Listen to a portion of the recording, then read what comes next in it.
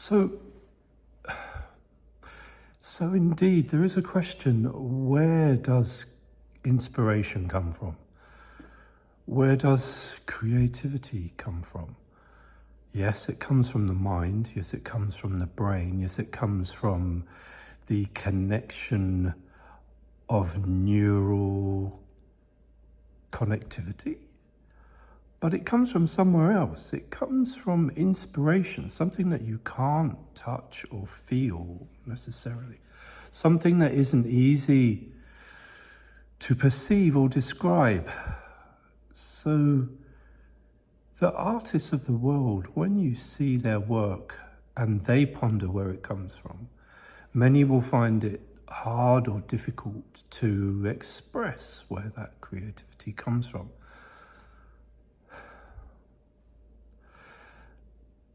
I struggle to tell you where it comes from. It comes from another place,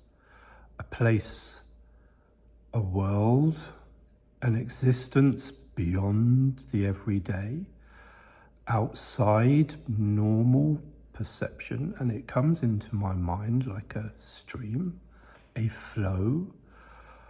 I'm an instrument for that inspiration. I use that inspiration to create, to paint, to take photographs, to speak words, to write words, to compose poems.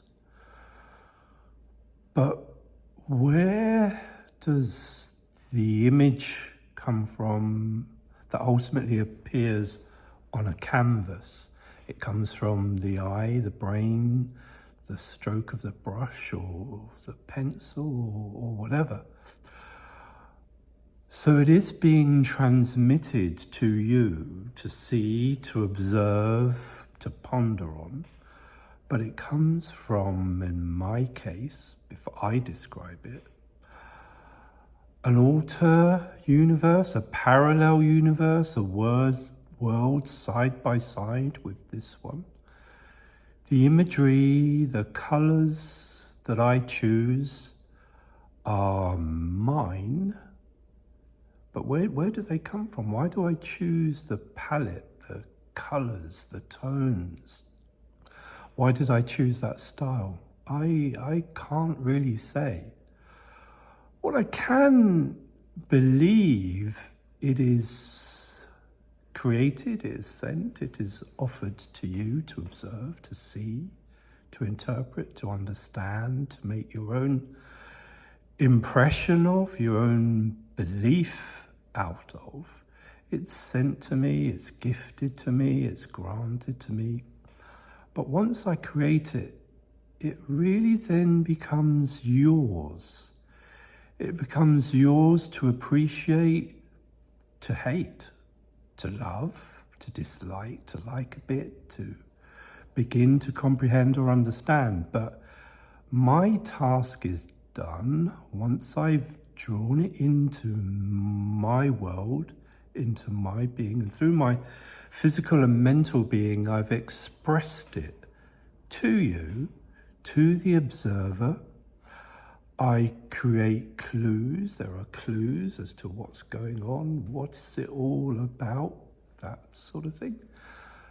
But it's really up to you to then look upon it and observe it, to go through it, to dissect it, and to come to your conclusion through your own thought processes, through what it does to your point in space-time, to your point in this universe, to your ability to understand what might leak into this universe from outside, from beyond. Yes, it's heady stuff, but art is heady stuff. My photography, what I see, how I capture our world, everything we see, without staging it, without putting props, without using great lighting techniques. What I do is basically I just have my camera and I snap an image in a moment, in space, in time, and I I send it, transmit it, lay it out to you, the observer, for you to think, how does he do that? How did he do that? How did he take that image? Where did he get that idea from? How long did it take to pose that image? How many takes were there? How many times did he pose the dog that was looking at a shovel in a strange way? The answer is usually it's only once. It just happens and there it is and it unfolds and it's then yours. So where did deliberation come from? Where did any of my paintings come from? They came from a thought process, an intellectual process. Yes, I have a brain and I think things through. But the actual idea pops into my head. It's like a light bulb switches on. And there it is. And there it is now for you to observe. But to think on what it means, to think on what these photographs mean, my paintings mean, it's your job. I can explain, I can guide you, I can give you a key to unlock it and to have some sort of perception and understanding. But world, citizens of the world, people of the world, all of you, it's then up to you to interpret it, to see if you value it, see if you appreciate it or understand it. My job is done once I've taken that inspiration and created all of my pieces, all of my work, whether it's a mural, an interior, that I create, that I design, all of it is yours.